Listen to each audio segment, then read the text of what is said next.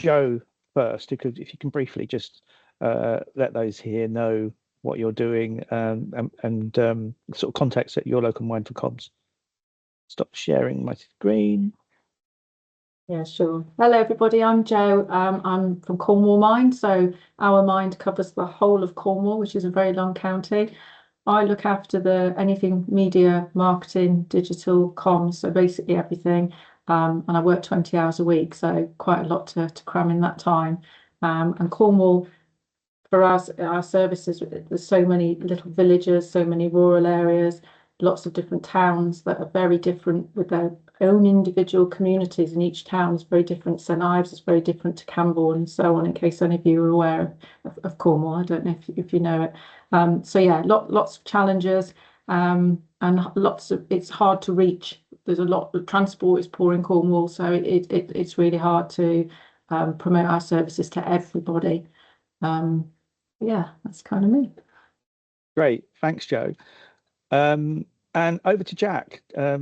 Jack, what's the situation at Hull and East Yorkshire? Yeah, hi everyone. I am Jack Moore. I'm the head of marketing and external relations at Hull and East Yorkshire Mine. We're quite a large local mine, and I'm very fortunate to say that I'm not a lone ranger. There's me who works full time. We've got a marketing officer who's full time, and I'm now having conversations about expanding as well to cover. Get a bit more capacity. But I think what's different kind of for us as a local mined organisation is we do our own marketing, but we also outsource marketing we provide marketing support to other local mines in the network. So we have a contract with Mined in Harrogate District, and we look after their marketing, look after their brand, do all of their communications as well. And we're having conversations with other local mines about replicating that in their area as well. Thanks, Jack. That's really interesting. So, yeah, you obviously got a bigger team behind you that allows you to do that, right? So, sounds like you've got a very well-resourced comms and marketing function, which is certainly not the case everywhere across the network. Mike, over to you next. What's the lay of the land in your local mine? Oh yeah, I feel like I sort of slipped somewhere in the middle. I think. So predominantly in the past, I think it's been a lot more of a thing that's just been covered by myself in my role as head of community and communications. So that's community engagement, communications marketing, but also fundraising as well. But over time, we've looked at how we can sort of make some small changes, even if we've not been able to add in roles. So more recently, we've looked at adding in volunteer opportunities. So this year, we've recruited a digital volunteer that's supported with some of our social media posts and promoting some events as well. We've also got a long-time website volunteer that helps out, that we've had for about 7 years. And we're looking at adding in some volunteer community roles as well to help lift up some of that work. So yeah, it's a really interesting one, and it feels so varied across the network in terms of where that sits. In terms of kind of some of our local area, which Joe was mentioning, we have 2 big towns, but otherwise a lot of villages and rural areas. We don't have any cities kind of in our area, and we do have 3 other local mines that are around us, which is both very, very helpful in terms of signposting, but can be tricky when you're doing some of the work around fundraising and clear messaging and opportunities as well. So yeah, really nice to be here. Thanks, Mike. Yeah, and that could be an interesting thing to discuss, is how we work with neighbours and how we maybe add value to each other's comms, I suppose, rather than detracting. So that's certainly an interesting thread to explore. And finally, Lydia, who is joining us from Wales. Lydia, what's the situation at your local mine? Hello, so I'm Lydia. I work for Pembrokeshire and Carmarthen Mine. So we're West Wales. Probably a lot of people have been on holiday to Tenby. So Tenby is in one of our counties. So Pembrokeshire is a rural coastal area. We have mainly villages small towns. We have a couple of towns that are slightly larger, but when I say slightly larger, I mean like 10, 15,000. They're not really big. So there are some urban areas, but there are also lots of more agricultural areas.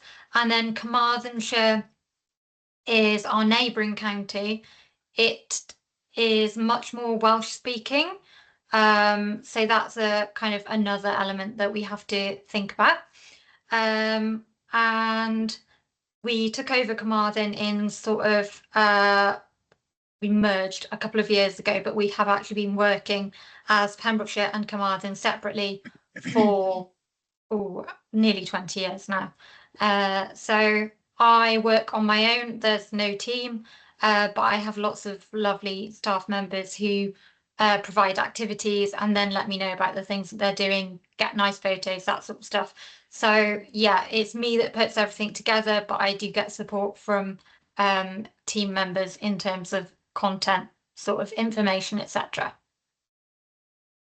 Oh, thanks, Lydia. So actually, we've got a real mixed bunch then in terms of what your comms function actually looks like. So we've got, you know, on a scale from Jack down to Mike, down to Joe and Lydia. And actually, and the reason why you're all on this panel is you all are delivering really, really good communications and marketing. So wouldn't it be great if we could scale that up and everyone was on the level playing field? Maybe one day we'll get there. So yeah, just to lead on from that, I suppose it's looking at what elements of the marketing mix do you cover at your local mind? Is there, you know, I suppose comparing this to the real sort of national mind comms and marketing function, but everything is really not you know, we've got teams that will cover certain parts of the marketing mix. We've got a PR team and media team. We've got a digital team. We've got a communications team and a marketing team. What elements? What does that look like at your local mind? You know, typically in any week, what are you doing? Are you know, what elements of the marketing mix are keeping you busy? Lydia, let's go back and start with you. Okay, so my role is digital and sort of in person as well. So it could vary from things like updating the website, speaking with colleagues about kind of the idea of developing new services based on information that I've collected either by attending, we do like talks in schools and things like that, or kind of open days, things with other kind of larger employers.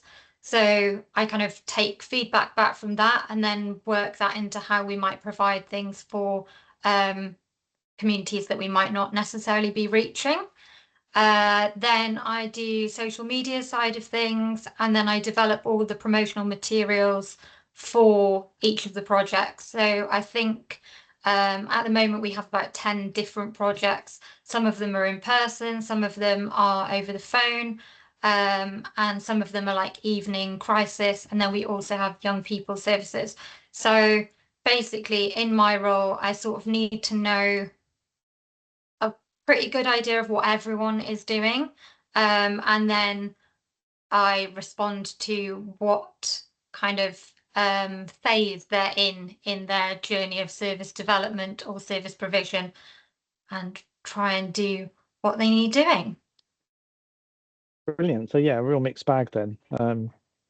And Mike, what's that look like over at Have and East Hants? Like I said, it's really interesting hearing Lydia talk through and thinking, oh yes, oh, I don't do that. So yeah, I think I would say less involved in the service development side, although we do provide feedback from the events and activities that we do. It's more often around the material that's produced for those services.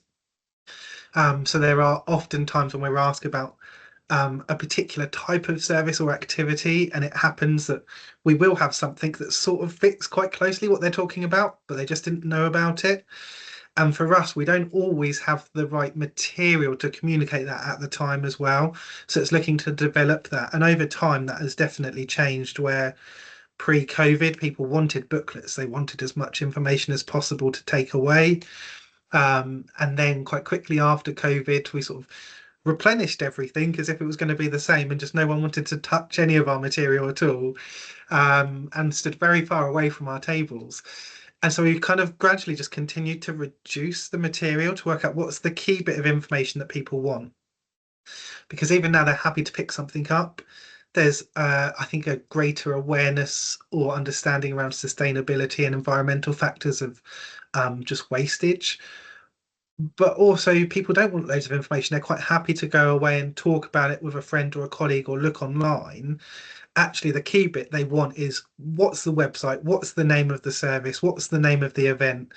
I need that little prompt. So we've worked kind of back from booklets to flyers, and we're working towards business cards, to be honest. It's almost like that less is more. And with a lot of the bigger branded material, again, it's just getting that awareness and getting that recognition of who you are and what the conversation is about that can be followed up later. So like I said, with a lot of the material, that's the direction we're going. And I think more and more we're trying to encourage staff to get involved with material creation, which is something I'd kind of tried to prevent to an extent when I started, where there was so much clip art everywhere. It sort of just sets my heart fluttering.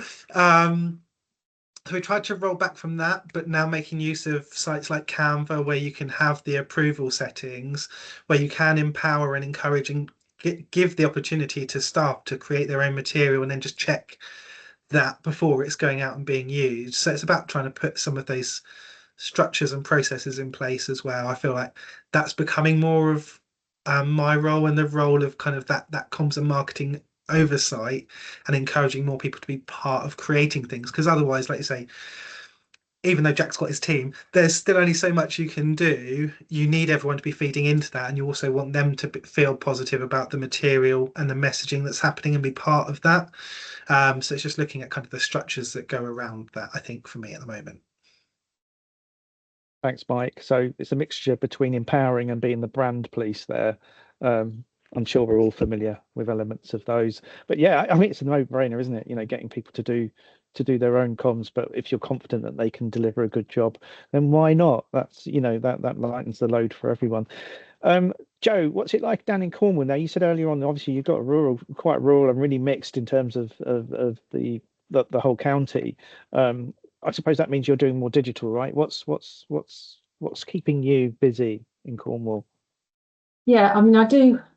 Well, I tend to do most of any sort of promotional events. We've got a thing at the moment where our job centres are putting on wellbeing fairs, so try to get to as many of those as possible. But I do have to weigh it up with the time, and obviously with it just being me. So you know, if we haven't got a service in a particular town, it might not be worth me attending that particular event, and so on. So it's really hard sort of weighing it all up.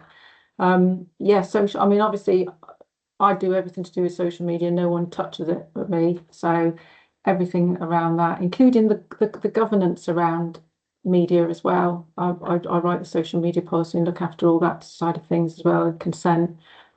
Then obviously the website. No one touches the website but me.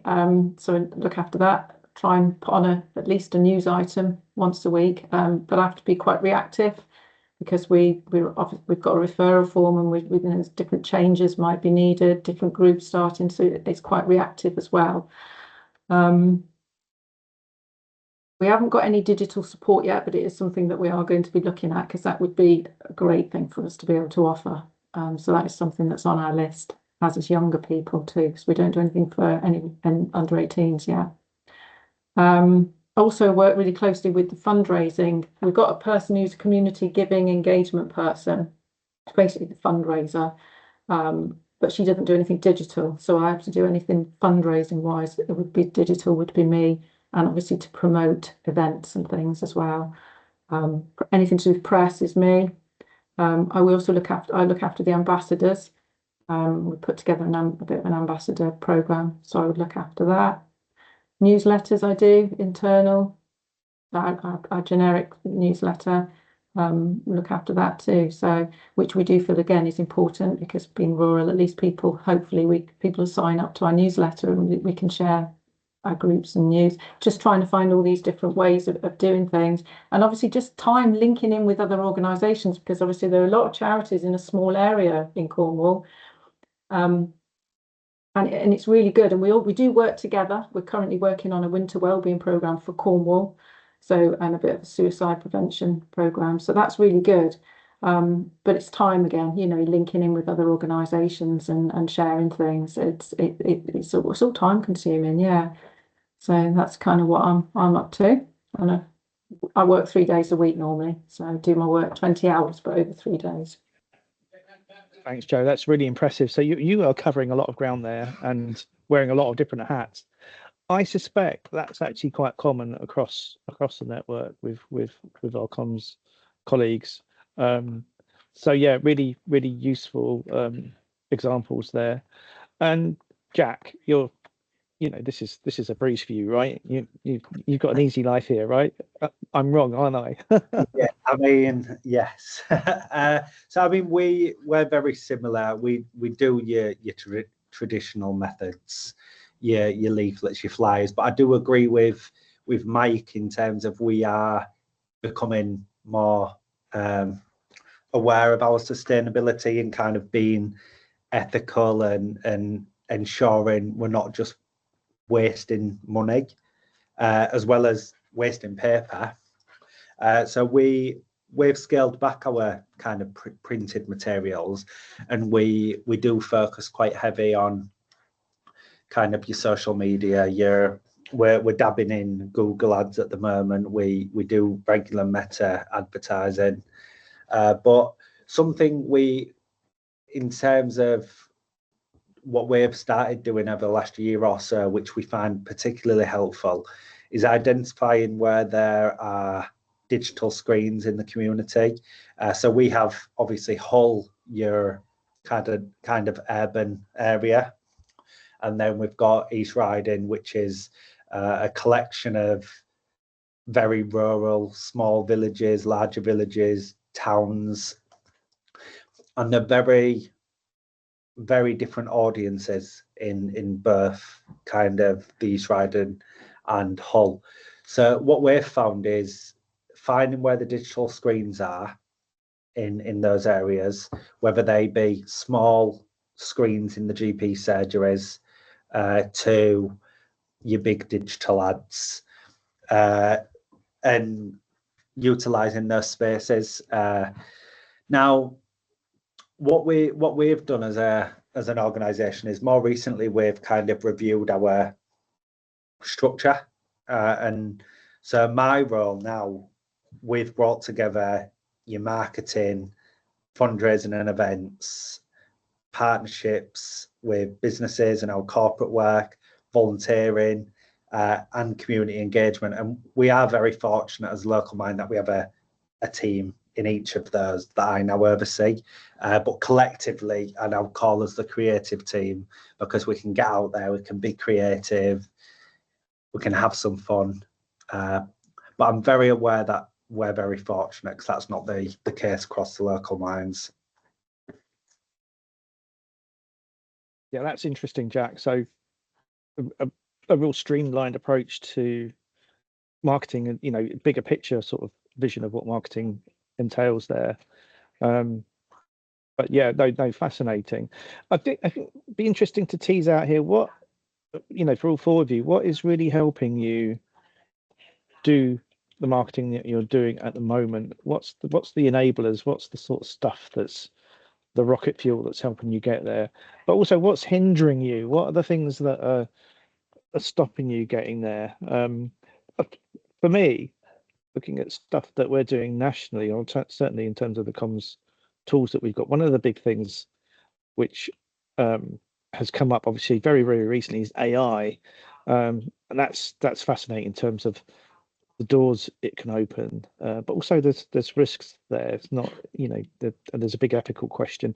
So yeah, interesting to find out what's sort of holding you back and what's actually helping you get to where you need to be. And let's go back to Jack with that one.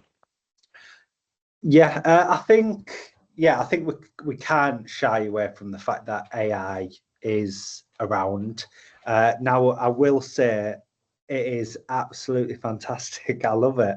And I think it's really figuring it out. So we've paid for a paid for version.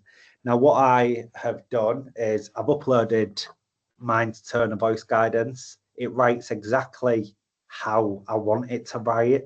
I still go in and kind of look over things as anybody should when using AI, but actually using it to its advantage, uploading in, the Turner Voice Guide so that it understands how we should be talking. It does the time it saves me and the team is amazing, and I do think that as a marketing team, as a charity, as a federation, we should be really looking into that, because I think it's really, well, it's the future without sounding cliche. So yeah, AI. But what I would say is a few years ago, I'd have been very different and said I couldn't do my job without the Adobe Creative Cloud. But I'm a Canva guy now. Canva has changed my life. And actually, it's ace. So that's definitely enabling me and the team to do a better job. That is a great call. Canva has actually revolutionized our roles, I think. Really good. And Lydia, what's it like down in Carmarthen and Pembrokeshire? I totally agree. My biggest help is Canva. Very, very nice. Yeah, super, super useful. And my biggest hindrance, I would say, is social media. I find it very difficult to keep on top of all the different sort of changes that constantly seem to be happening. And also, I am well aware that it's really and truthfully my least favorite part of the role. So I need to work on kind of geeing myself up, for want of a better word, to get myself to the point where I'm like, oh, I'm motivated and excited about learning these new things. Because currently I'm at the point, I've gone past the I understand, I have no idea. I've gone into the I have some idea, and now I'm like, I need to have more idea. But yeah, so that's my kind of main gripe currently. But the AI side of things, I'm still like new to that. So that will be something that I'm looking at over the coming sort of, well, coming forever, I think will be the term really, won't it? So currently I'm not in the position where I'm highly sort of confident about using it. So I'm still in the tentative phase, I think. Yeah, and look, I think we're all in that phase. I think we're all sort of trying to work out how we can get the most out of it and how this sort of new technology is gonna help us get there. But yeah, I think maybe we need Jack to come back and do a session at comms community Yeah. meeting around that tone of voice trick and how they're using it. So that's a good idea for a future session there. And looking at social media as well, you know, what are the tips and tricks for easy moderation and you know, making your life easier. Joe, what's helping and what's hindering?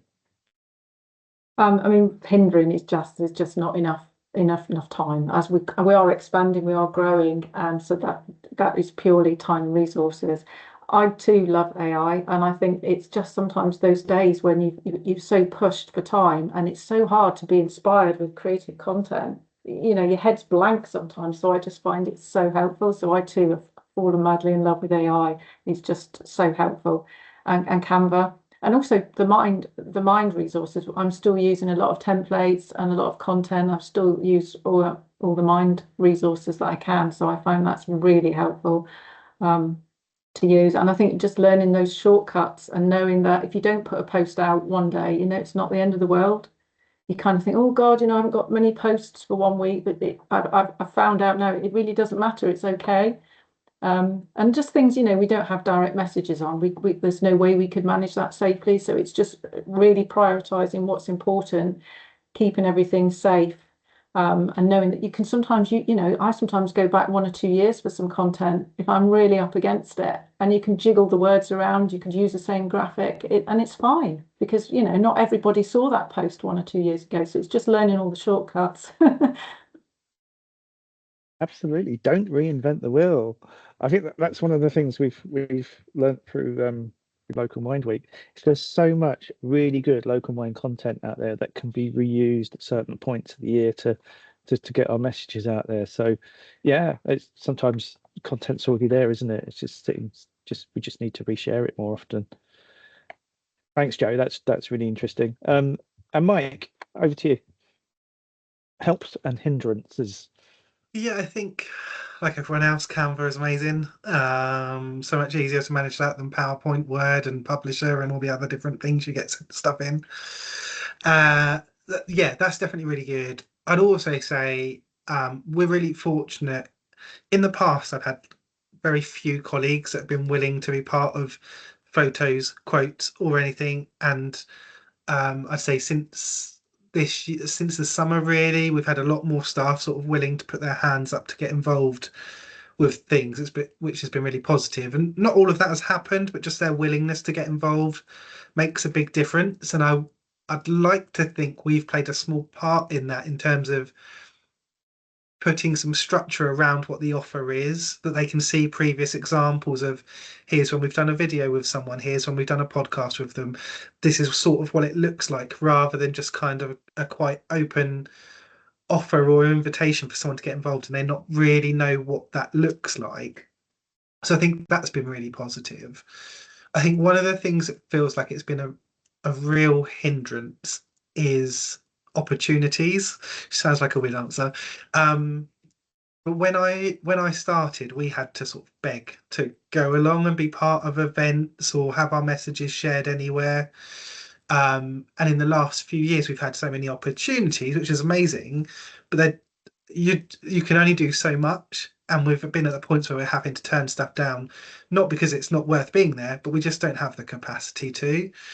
And I think trying to put forward a point of view that there needs to be more support within service grants and bids and things like that, to have a comms budget built into those, so that when our workload changes or shifts or there's some support to go alongside that. Because I think we have had occasions where, okay, this service is launching, okay, great, how do I accommodate that alongside all of the fundraising activities that are going on and these other engagement things that are not meant to be fundraising related? And so I think that can be a really tricky thing, and seems quite common amongst a lot of local minds, where some are trying to build that in now, so there's a bit more financial support for the comms team, but so many teams seem to be, there's one, maybe two people, and you hear about all of the amazing work they're doing, you just think that seems so difficult. And I think that's where I like AI, but I'm a bit more apprehensive than Jack sounded. And I think maybe that comes from a point of view of not having the structure around it internally yet. And yeah, we've used it for some things and it's worked quite well, but I'm very mindful of how we get involved with that. The other thing I wanted to mention was Lydia talked about social media, and it's such a, for a comms team with a lot of rural areas in our space, like I say, we don't have a big city. So a lot of our work to reach those smaller groups or individuals is done online, and it becomes so important. But at the same time, it's so tricky to keep up with all of the different changes that happen. Sometimes the political aspect that comes with some of those channels, and deciding what type of content are we putting on those channels? Should we even be on those channels? As many of us had that conversation last year or the year before. And then looking forward at, where is the direction of this media changing? Do we need to have less sort of static posts and it be creating more short-term videos and things like that. Okay, so we're now adding videographer to our job titles. So it's just that ever-changing thing, which is really exciting, but also a challenge to manage as well. Oh, thanks, Mike. That's really interesting. Just opening this out to the wider group here. If you're using Canva, just put your hand up. Be interesting to see how many people are using it.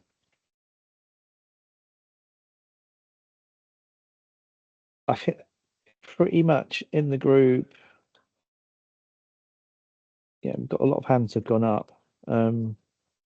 So yeah, if you don't know, Canva is actually free for charities, and you can get the professional version for nothing. So do explore that. And as Jack said, it's completely transforming the way that we work. You can not only can you produce sort of your traditional marketing resources, but you can build films. You can tailor them to different social media platforms. So actually, it's a Swiss Army knife of a tool, and they've really left Adobe standing in the shadows. I think it used to be the other way around. So really interesting to see how that is transforming the way we work, and we're obviously going to see that transformed with AI as well. So anyone who sort of doesn't like Canva, who's sort of contrary to that in the wider group, um, who might want to add a comment.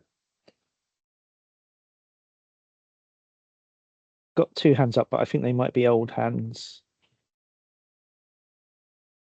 Laura's put a message in the chat. They've now also released, this is Adobe, they've released a version of their InDesign, Photoshop, and Illustrator for 3, and it's called Affinity.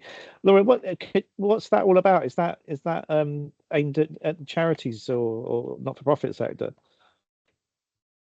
So basically, they've partnered with Affinity. It's design software, it's called, but they've released it for free. So it basically does exactly what InDesign, Illustrator, and Photoshop does, but it's free forever for anyone. And if you link it to your Canva account, you also get the AI built into it as well. So I'll be cancelling my Adobe subscription when it renews in January. And Adobe's not cheap, right? Oh. So yeah, good. Well, I mean that's why we're all using Canva, yeah, because it's free, affordable. Coming back to budgets, does anyone here have a specific budget for their comms and marketing activities? And you don't have to name a figure, but does that sort of give you enough we always want more, right? But does that enable you to do what you need to do you think? Matt, go over to Jack first on that one. Yeah, so we have a specific marketing budget, and that budget is put together kind of alluding to what Mike was saying. So all of our contracts have built-in marketing budget, and it is very rare for us to put a tender forward without including time for marketing.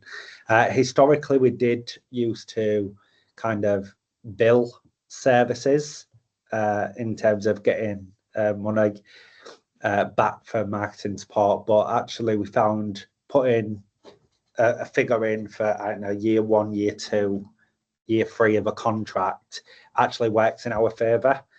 And then speaking about kind of what I mentioned at the beginning, we then top that up with additional support that we provide to other charities, because it's not just local minds. There's a few other charities in the local area who we support as well with their marketing function, who are a lot smaller than us. So that helps, obviously, income.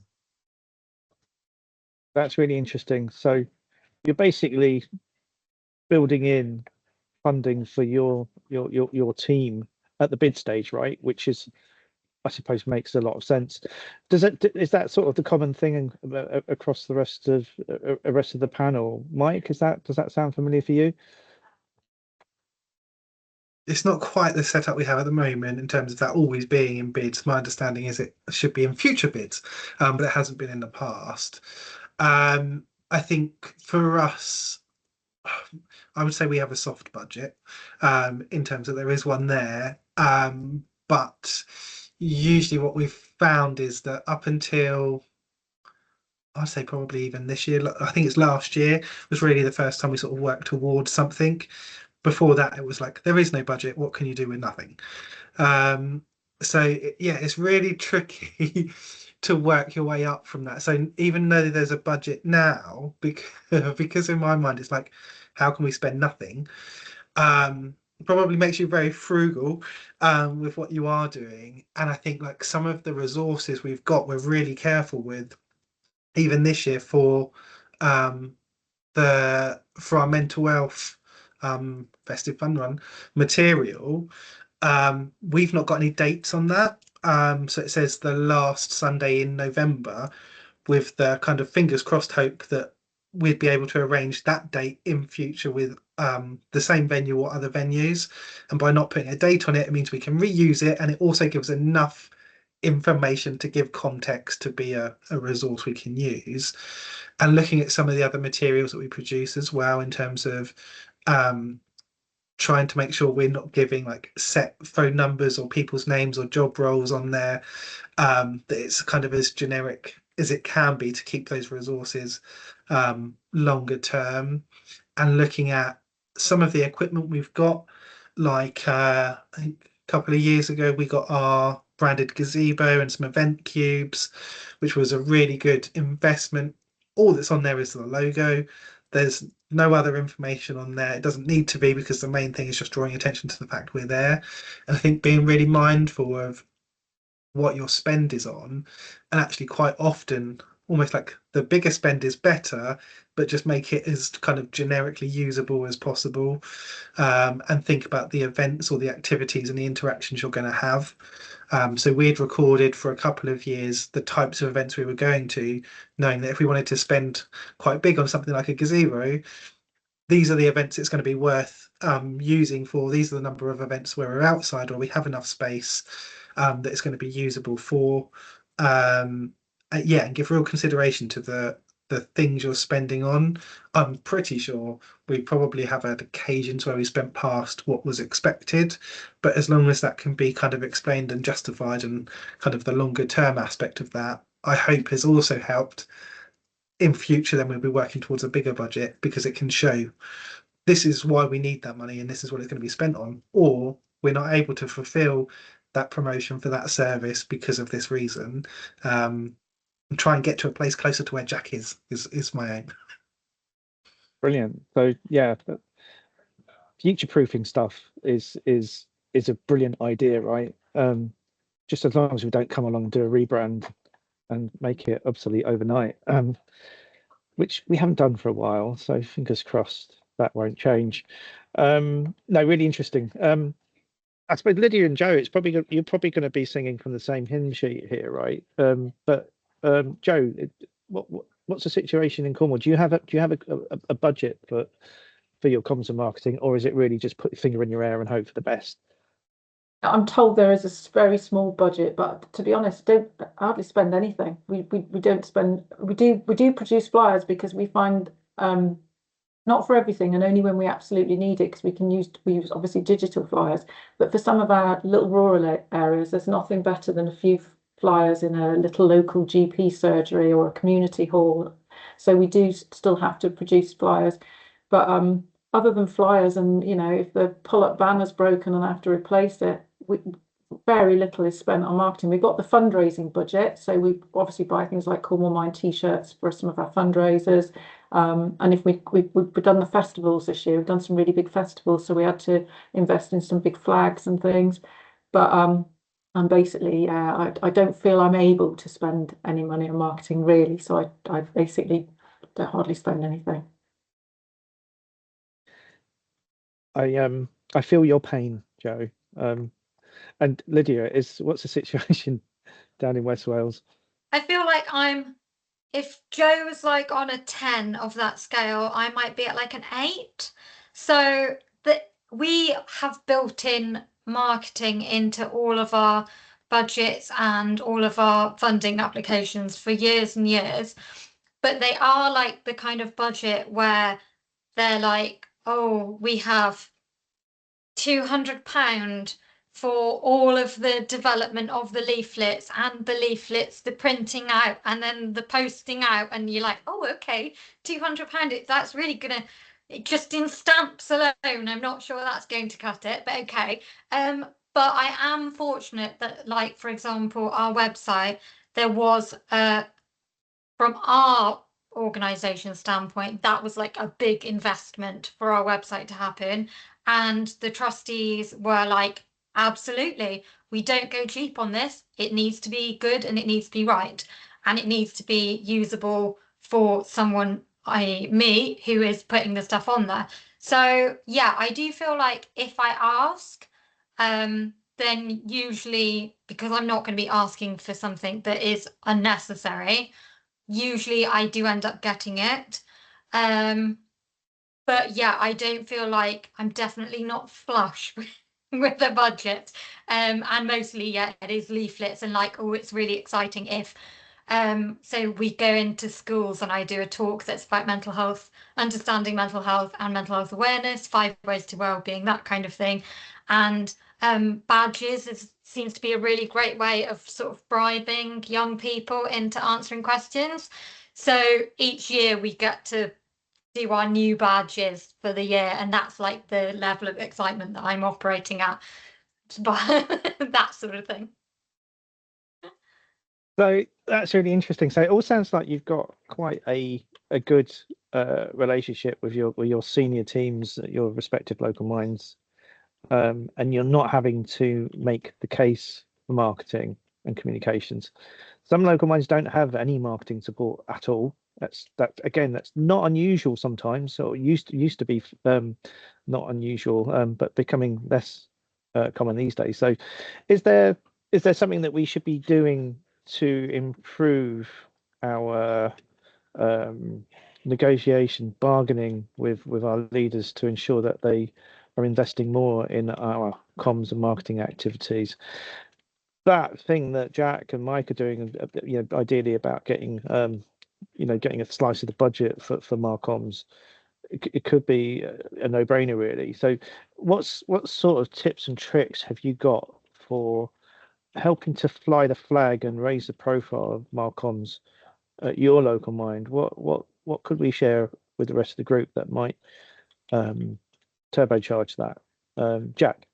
I think something that's definitely helped us is I won't say fought, but I pushed for quite a while that marketing should be line managed by the chief executive, because marketing is a leadership function, communications is a leadership function. We can't be expected to go and change the world if we haven't got that buy-in from the top. And something I've found is having that direct in with the boss really helps us. And I think what also really supports, especially us at Holland East Yorkshire Mind, is we have a chief executive who gets marketing and communications, which I'm aware I'm very lucky because it's not always the case. Thanks, Jack. That's a really good point. Having that leadership buy-in and knowledge and empathy for what you're doing in your roles is really important. Joe, down in Cornwall, is that something that you find you're able to do? Yeah, our CEO, Paul, he manages the marketing and fundraising side of things. So that's great. And he does get it as well. So we're really lucky with that. And it's just, you're constantly able to prove that things are working, and that the referrals are coming in is what they're, so if you can gather little bits of evidence, which isn't too time. I haven't got ages to look at statistics in depth every month, but I do a small amount of gathering that data, and you're able to say, look, this is what's happening, and referrals are then picked up. And yeah, so just being able to kind of in the reports that CEO report, able to prove that what you're doing is really helping. I mean, luckily, again, we've got a really good board of trustees who really do value the marketing and promotion and know how difficult it is with the resources we've got and with the county that we're in. So I think that's really good. And we are actually looking at trying to fund a 7-hour a week post to support the fundraising side of comms and marketing and media. And trying to get some money to fund that. So that's great. So they are taking it seriously, which will be so much help. Even 7 hours is a lot of help to me. Yeah, no, that sounds really interesting. It'd be good if you can pull that one off. And Mike, is that any different in your neck of the woods? What's the sort of levers you have to pull to make sure you get what you need to get? Yeah, I think so. I'm always cautious. I do this. But I was always really keen to make sure we were recording as much as possible, from community engagements to social media reach, to make sure we could show evidence of the things that we were doing. And I was recording those probably for 2 years before I was even asked for them. But that then meant there's a good bank of information there to show a bit of a journey as well, in terms of the work that we're doing, the reach that we have. And sometimes it's up and down. But I think that really helps to show the narrative around the work you're doing, and the breadth of it as well. And for us, because we've now got that data, we're able to give it into quarterly reports to our trustee board. And I think everyone else has talked about CEOs, but for us, I think it's having the trustees on board makes a big difference. That they buy into the work that we're doing, that they support where they can by resharing or forwarding the messaging on Facebook and LinkedIn. And it does make a difference having that kind of personal investment in it.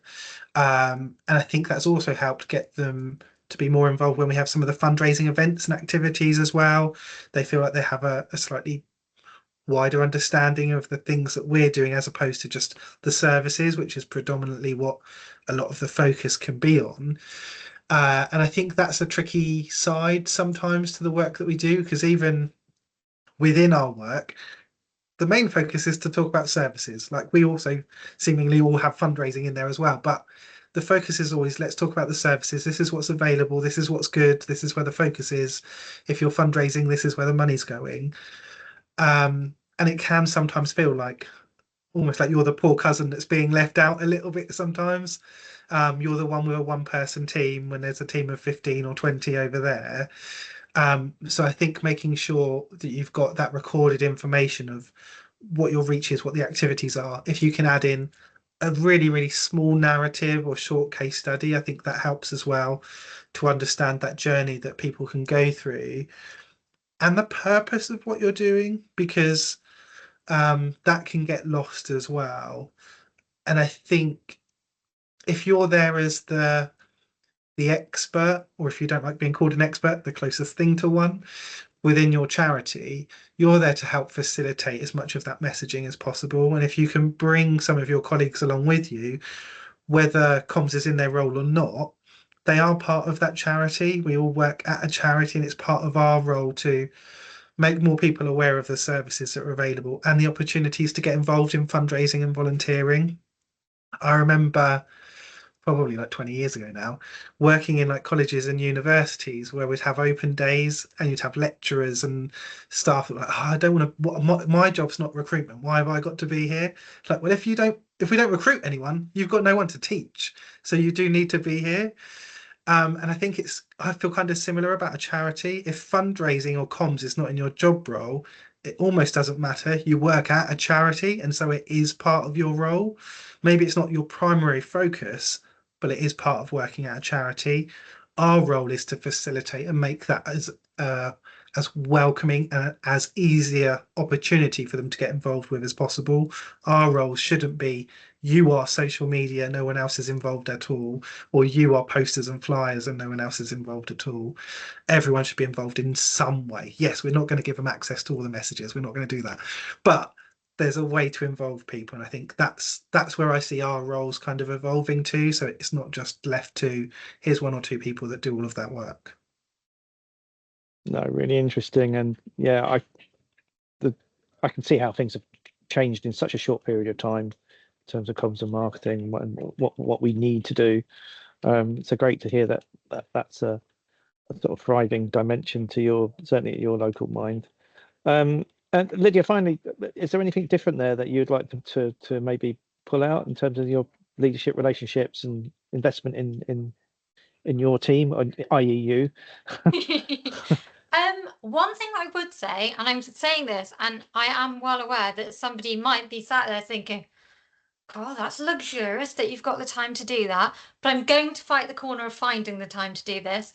So every year I go to the trustee meeting and take a highlights presentation to the trustees, which is like, "Oh, this went really well this year." And it's a very illustrated thing where it's like if a post particularly performed well, then there's an image of the post, there's why it went well. So there's like, they actually get a sense of how much thought you have to put into something rather than you, oh, that was just a nice photo, wasn't it? So that's great. Our trustees thankfully aren't like that, but I'm well aware that there are people are working against that kind of a thought process. So yeah, basically the highlights presentation, it ends up being really good for the trustees to see, oh, wow, they're doing this, that, and the other. If you can put in stats and data, then I do find that they love that. And me as a stats and data person, I also love that. And then at the end of it, it makes you feel like, oh, do you know what? Because sometimes you're just in the weeds, aren't you? And you're, oh, I'm trying my hardest and hopefully it's going well.